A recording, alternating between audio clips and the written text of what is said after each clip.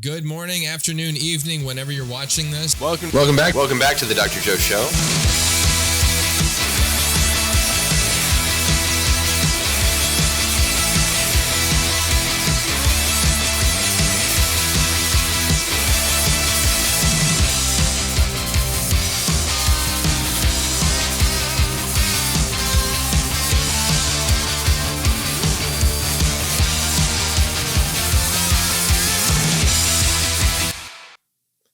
Welcome back to the Dr. Joe Show. Thank you for tuning in with us, folks. We're doing something a little different here today. We got Dan Safara, my co-host, and we are in a little workout setting here. We're going to be talking about recent events and some outcomes with our pull-ups that we've been trying to do. And Dr. Joe's a pull-up beast. We'll see about that. But so we wanted to do this podcast because I have a lot of patients that are not only trying to lose weight, but they're trying to get their fitness status to level up a little bit. And so I brought some data of myself and my own little anecdote of what I've been doing. So if I just take these out real quick. But anecdotes are not to be dismissed. I mean, well, we live in a world of studies, but anecdotes are also real. So these are body comps that I did on myself. The first one was from August 18th of last year. The second one was from January 11th. And then the third one was March 21st. So that Can you explain what is a body comp though for those? So a body comp. At our clinic, my boss got the InBody 230. It's one of the better machines. You put your bare feet and your bare hands on some probes and it spits out a piece of paper, and the piece of paper gives you your weight, your muscle mass, your fat mass, and then based on your height, it'll give you a body mass index and also give you a body fat percent. I had a question about the hand. Do you have to squeeze those like hard, or you don't have to squeeze them hard? Okay. It's all about just the current going through you. So it's not like maxing your grip. No. Okay. I mean, that might actually interfere with it. Okay. So just normal. If anything. Just a normal grip. Okay. But so I started doing pull-ups last summer. I started doing them in July of 2023, and I could barely do one when I started. And I used to do some in college. So some people talk about muscle memory and yeah, you can bounce back. I still didn't do that much in college. So I was starting out and I said, okay, I'm going to turn over a new leaf, eat more protein, and just do this as scientifically as I can based on what I already know. And why did you choose pull-ups? Well, I chose pull-ups because it is partially a core workout. The largest muscle in your body is your psoas, and it's a giant two big columns in your back, and that reinforce your spine and your pelvis. It's your core. So it works your core, it works your lats, it works part of your biceps and a little bit of your shoulders. So I chose it just because it would be a pretty decent workout and because I wanted to get better at them. So I started out with a muscle mass of 79.1 pounds and fat mass of 24.5 pounds in August. And that's when I could maybe do, I don't know how many pull-ups I was doing.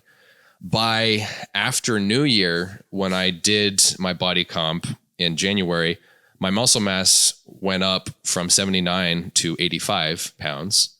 And my fat mass actually went up a tiny bit to 26 pounds. I did another body comp in March, and my muscle mass went up a little bit more to 86 pounds, so just under a pound of gain. And then my fat mass went down. I leaned out in the last couple months, which is weird because I've been eating like sourdough. You just said you had an In-N-Out burger. And a little bit. I just had In-N-Out yesterday. Yeah. So what's going on is the question. I think so. The biggest thing that I've been doing is that ever since I got this book right here, this is The Ancestral Diet Revolution by Dr. Chris Knob, who I've reached out to twice, by the way. I would really like it if you reach out to me, Dr. Knob, because I want to promote this book. So email me back, please. Anyway, so this book is all about omega-6 overdose, essentially, how we have been overdosed on omega-6 progressively as a species since after the Civil War. So here's a meme that Dr. Knob made. Again, I don't want to infringe on copyright, but again, I emailed this guy twice already. So right here, it's got a picture of a kid smoking. It says poisoned for 6 months to a year after quitting. And then it shows a kid with fries poisoned for approximately 3 years. 3 years after one serving cooked in vegetable oil. So one serving. Yeah. So I started conscientiously paying attention not only to seed oils, but just omega-6 content. Wait. And I think that accounts for some of this change. Yeah, no. But also my protein. I mean, I've been, and again, we have no sponsorship at all. And so I'm literally just sharing with you what I'm doing. Yeah. On my lifting days, I eat sardines for lunch. So this is full of omega-6. This is fact, by the way. I go to the office every day, just about, and I see those all over your office. Yeah. So Wild Planet, their sardines are like 18 grams of protein there. The Safe Catch tuna, this is 24 grams. Now, again, it's in plastic. Shout out to Ester Generation. Oh, we mentioned it again. Every time. And then First Form protein sticks. These are 20 grams. This is beef. This is the only one that's beef based. I don't do pork, and we'll talk about that. Okay. And then this is Kettle and Fire's bone broth. This is 20 grams. So right here is about 80 grams. And for my muscle mass, if I'm about 80 pounds of muscle, on my non-lifting days, I need at least 80 grams. And on my lifting days, I need to try and double that. So is this like breakfast and lunch for you? Or Well, on my lifting days, I do all of this. Okay. In addition to protein shakes, extra collagen, and then either like chofa or eggs and turkey bacon or something, so that I get to about 140, 160. So that's like all your meals, protein shakes. Yeah. So this, like on my lifting days, which is just pull-ups. Again, we're talking about pull-ups here, guys. I'll front load my day with most of my pull-ups with or without maxing.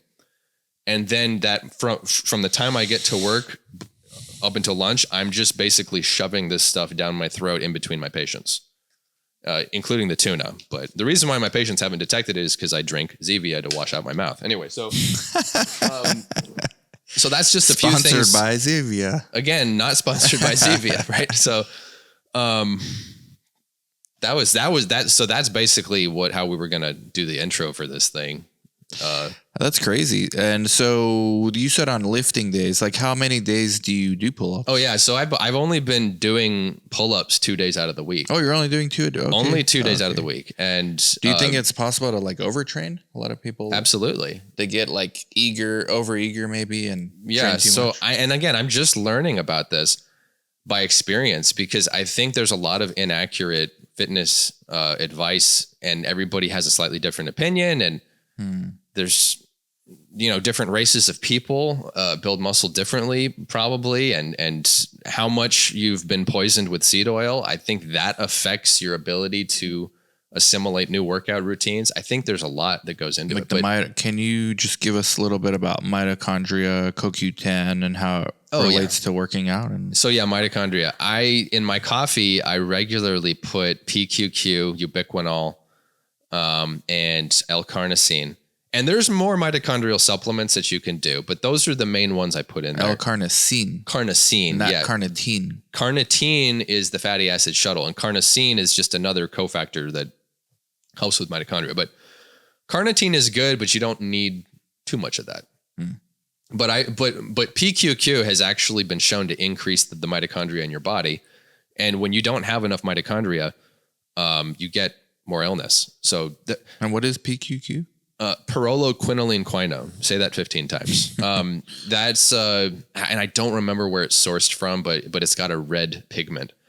But the late Dr. Bill Deagle, mentor of mine, who I never got to train with much, but bless his soul, he passed away last year in April. One of the super doctors of our time, I would say, and he always said every all illness actually is mitochondrial illness, and we should be focusing on our mitochondria. And I did an interview yesterday, which is not going to be uploaded here. I'm not even going to mention even parts of it.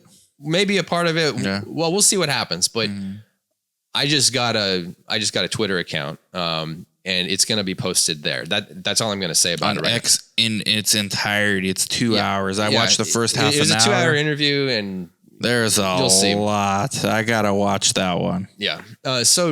But it might get posted before this one gets posted. So we'll see what happens. But anyway, so Dr. Deagle, his work has been so important, and a lot of what I do is devoted to his memory. Wow, that's cool. You know, the way he's always tried to help his patients. Where was he based out of? Actually, Carlsbad, California. Really? Yeah. Have you ever met him? No, I never met him. I was on his show several times over the years, but he was all about functional medicine. But there's so many functional medicine doctors not too now. far from us. Carlsbad's like our neighborhood. Yeah, basically. it's a hop and it's like a few hours from here. But so anyway, folks, we're gonna be shifting. Oh wait, so I guess I didn't completely answer the question. Yeah, like let's break it down because we're gonna show them pull-ups, but I mean, you could basically substitute pull-up for bench press. Oh yeah. So I was talking about like what I was doing. So when I started, I was doing the pull-ups, I think too frequently. I was doing them once every other. So I would do them every other day, and I noticed I was kind of getting gassed, and my digestion, it just didn't like all that protein, and I tried to space it out more. So I decided on Mondays and Thursdays at some point for my lifting days, and then on my follow-up lifting so my post-lifting day, I would just fast.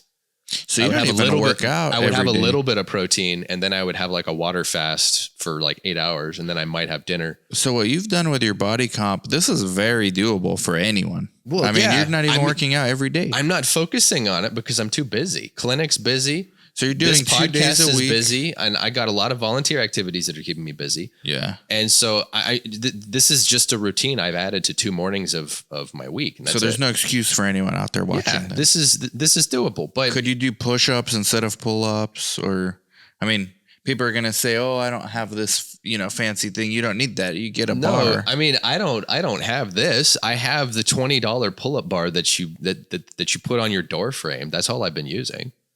And I do the 3 different grips. So not all the pull-ups are these ones. Like I'll do a set of these, a set of these, a set of these.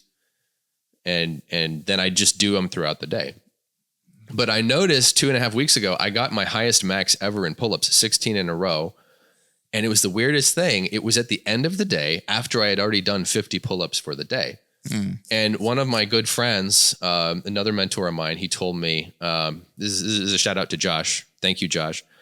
He said, "Oh, so you warmed up enough." He said something like that. So basically my 50 pull-ups in the beginning of the day was the warm up for my maxing of 16 in the evening. Bravo 6 guy? Yeah. The Bravo 6 guy. Yeah. Who we interviewed fans last of year, the show, by the way. know. Yeah. Fans of the show. So I'm learning. I'm definitely learning. And that's, and I want you to learn. Do you think you'll incorporate other workouts to your? Yeah, I want to get more consistent with squats. I want to get my push-ups up again. Just air squats. You don't need weights, right? Or you could do them with weights. Okay. Yeah, actually with weights, like kettlebell. There's a kettlebell right here that we can show people. I mean, there's kettlebells. I have a lot of patients that are doing the kettlebells, and I see good outcomes on their body comps. Yeah. So kettlebells are good, but you have to have a straight back. You have to have good form. You guys. have to. This isn't exercise advice. Like if you don't know what you're doing, you make sure. There's a lot of YouTube videos. You get a personal trainer, but kettlebells are great if you do them right. The first 6 months I was doing kettlebells, I was doing it wrong, and it hurt my back. So if you're feeling it in your back, you're doing it wrong. You got to feel it in your posterior chain. Really? So when you're doing the 2-handed swing, maybe I could show them a little bit. Yeah, you could throw that in there. You have to pretend like your butt's closing a car door. Mm-hmm. That's how I was taught. Right, and it helps if somebody is looking at your back and making sure that you see that nice alignment, because you want that alignment. Basically want everything like in your hip, like the swing to be in your hip. And when you're starting out, the temptation is to use your arms in your back. Well, and then you're throwing your back out. Basically, all the power comes from your core. This is cool, man. I mean, we're trying to get people just like, you don't need to do something crazy. Pull-ups, push-ups if you want. Yeah, and if pull-ups are not realistic, there's some other thing that you can do. as long as you're activating large muscle groups in your body. Because the largest muscle groups are going to be like your psoas muscles and your legs, you know, your gluteus maximus, your thighs. So those are your biggest groups. Your arms are actually the least important group, but pull-ups are good because you can use your core with those two. So all right, you want to get into it? Yeah, let's transition right into that, and let's see how we do. I don't feel 100% great, but let's see how it goes. All right, folks, we're gonna do maxing of pull-ups now. We're gonna see. Yeah, we'll see where we're at. Dr. Joe's a beast, so let's see. Here we go. I'm going to try and do it completely locked out, and I'm just not going to talk very much.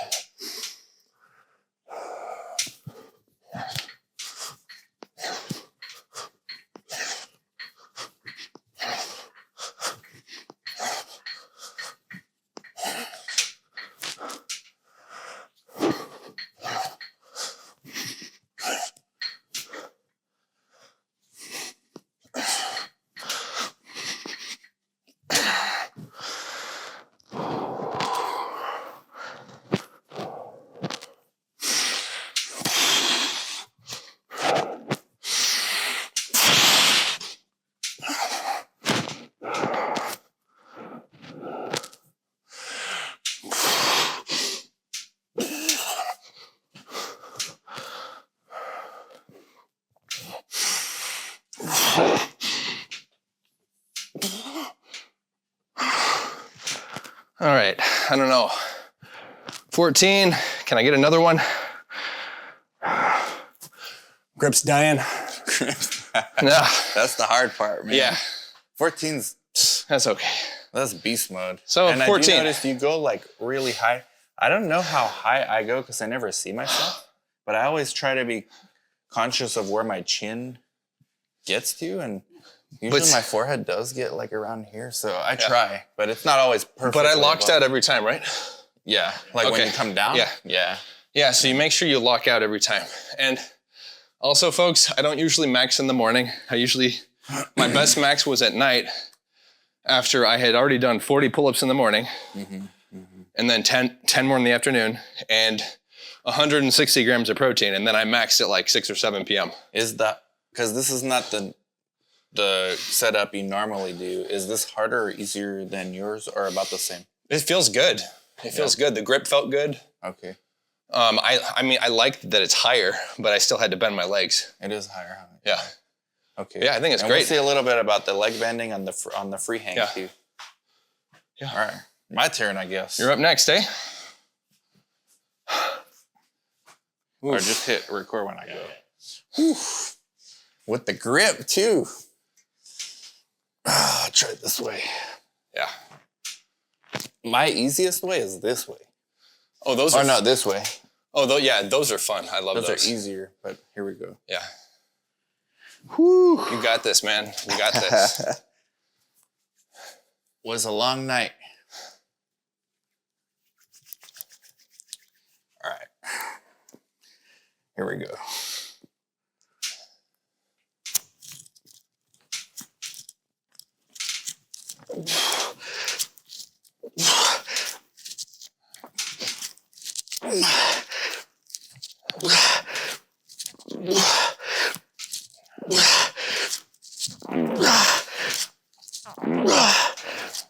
All the way, come on. Whew. Deep breaths, come on. Your grip's good, deep breaths. All the way up, all the way up, all the way up. Yes. Good.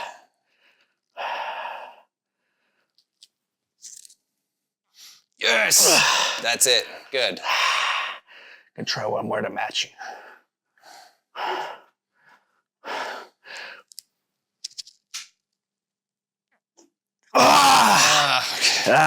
Man. That's good stuff. Good, man. Whoo. God damn. But look at this. You got more weight to lift than me, though. So right here, the camera. You get that arthritis fingers after you get off. I've been told it's normal. Yeah. There we go, man. Whew. And I've had a few minutes of rest. I'm going to do a few of the easy ones, and I'm going to see how many of the easy ones I can do. Yeah, now those, Those work like slightly different muscles, right? Like yeah. They work. more your bicep. Yeah, it's like there's a little bit of lats in here, but I don't know why they're easier. I think they're also the easiest on your joints too. So I don't know how many of these I can do.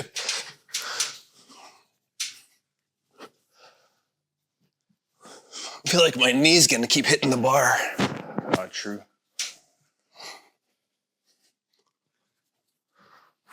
I'm already like burned out from maxing, so like I just don't feel like this is a good idea right now. Like I just feel like I'm gonna injure myself, so I'm just. But the form was good though. Yeah. But anyway, so yeah, pull-ups. Can't feel my arms now. That was our podcast. So don't recommend this after you've been drinking the night before. Like, subscribe, share. Oh, you want to do the dead hang real quick? Dead hang? Yeah, just let's rest a little and then we'll show you a dead hang because I think that's good for your posture. And it's also indicative of like your overall health, like how long you can hang. But we just maxed, so. Yeah, it's like. Okay, well, I'm definitely going to use the grips because the grips are going to make it. So I'll get my phone for timer. Yeah. So this is the dead hangs like we've been telling you. It's something that I've started doing. I learned about it on X actually. It's a good overall indicator of your overall health and your grip strength. They said elite level is a minute plus. Minute plus. Like Olympic athletes can do 2 minutes plus. But like if you're just elite, it's a minute. I have hit a minute a few times. Yeah, you did. You did but, just the other day. I never tried after pull up. Well, yeah, so we just maxed, okay? So bear that in mind. And I've been trying to take deep breaths and swing my arms around, but I don't do it for like to measure my grip strength. I do it for my back because when I actually hang, especially those first like 30 seconds, you could feel your back like just, it's like getting adjusted at the chiropractor. Mm-hmm. Spine, neck, like everything just gets aligned, and just try it out and see what you guys think too. Okay. So as soon as Dr. Joe's feet leave the ground, I'll hit the timer. Okay. Okay. Ready, and...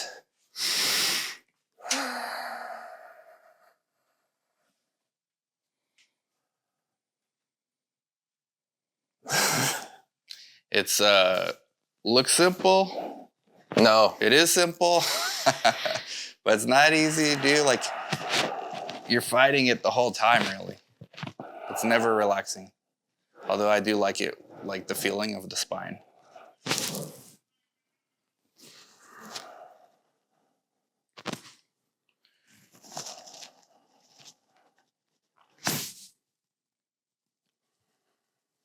Oh my gosh.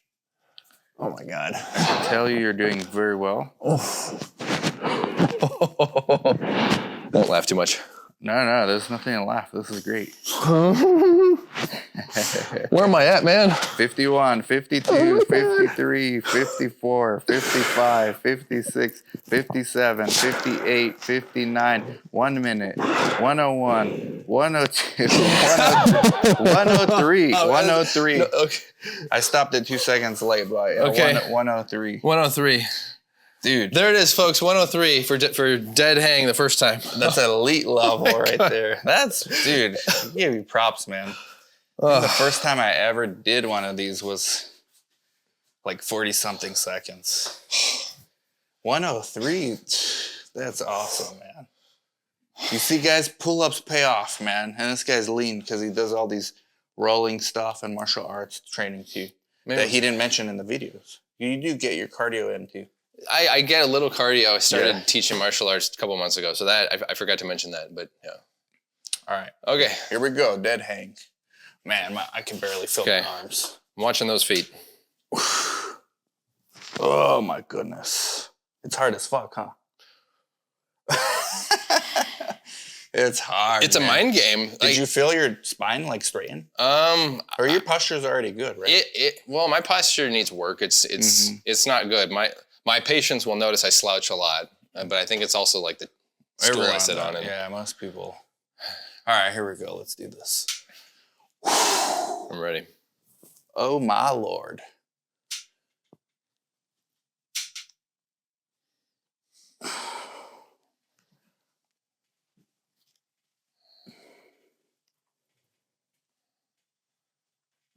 Do you think the swing takes away your stamina? Yeah.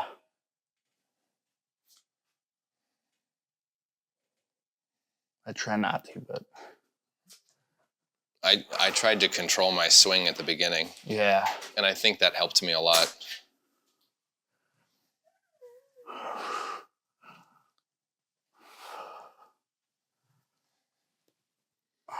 See right there, my spine just cracked. Good. Once you ultimately like give into it, then you're putting even more weight on your. And then you can relax. You can relax your hip carriage too here, right? Where am I at? 53, 54, 55, 6, 7, 8, 9 minute. My goal's always a minute, but that grip is the thing that gives out. It's nothing else. Well, it's the grip. But did this help you this time? Nah, I do about the same without it, but. Well, I mean, I don't. Yeah, maybe. It's cool though. I'll probably put another layer, make it like extra thick, but. Coban.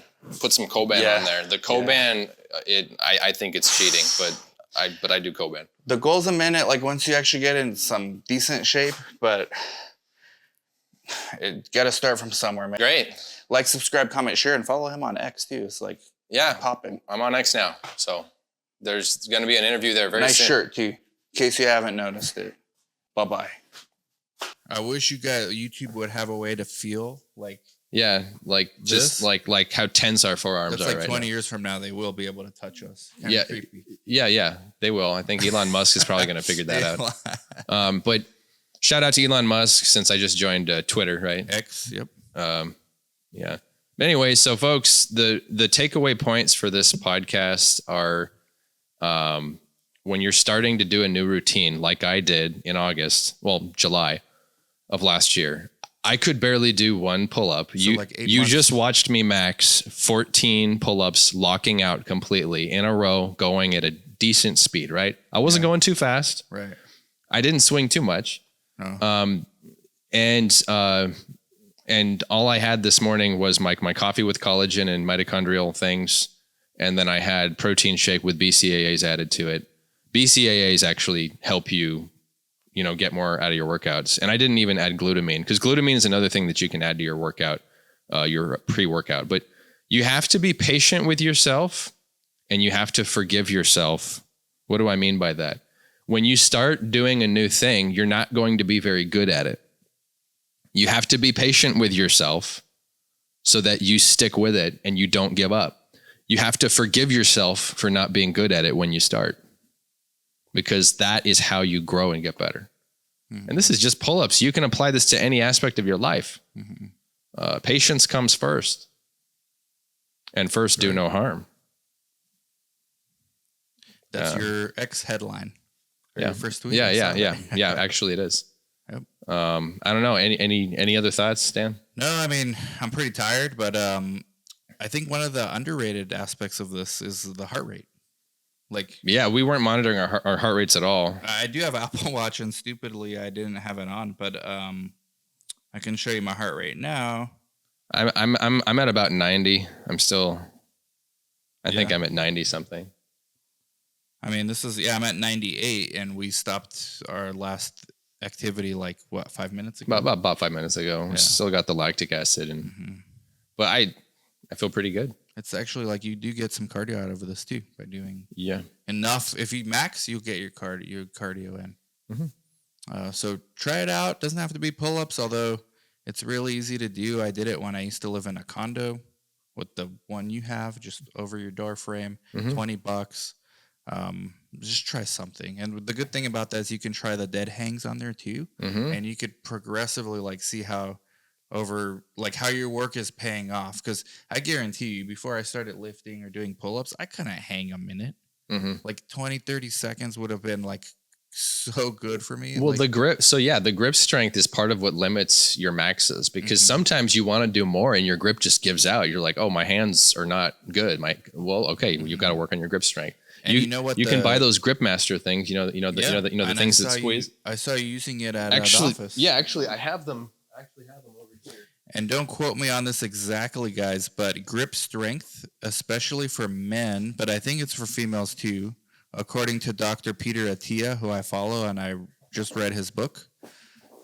Grip strength is the leading indicator of longevity And masculinity are arguably. So Grip Masters, so the red one is the medium one, and then the heavy one is the black one. So I bought these actually when I lived in the Midwest, and I was Can you do it now with the lactic, or no, it's harder? Yeah. The medium, so the medium one is easy. This is the hardest way to do it with like your fingertips. Ooh. But that's medium. So this is the heavy one with my left hand. See my pinky? You see my pinky isn't quite as good. Yeah. Because it's my left hand on my pinky. Let's see if I can do this one. Almost. See? I don't think I could. But you can keep this in your car when you're doing car trips, and you can just kind of, I'm driving, I'm just doing some flipping someone off. You can do this when you're angry. Yeah, just do it. Well, yeah, I guess it's a good anger management tool too. Yeah, there we go. I guess I got it. But most people will do it like this. I mean, it's definitely a good grip strength augmenter. Don't overdo it, because you can rip apart and actually cause rupture of your flexors if you overdo this or anything. So, and this is not medical advice. None of this is ever medical advice, is it? No, it's not. No, it's just what we're doing. Talk to your doctor about anything first. Yeah. Find a doctor. Like, comment, subscribe, share, or tell your friend about it, and maybe they'll do the same thing. Right. And go to X, Dr. Joe. Yeah. Thanks for tuning in, folks.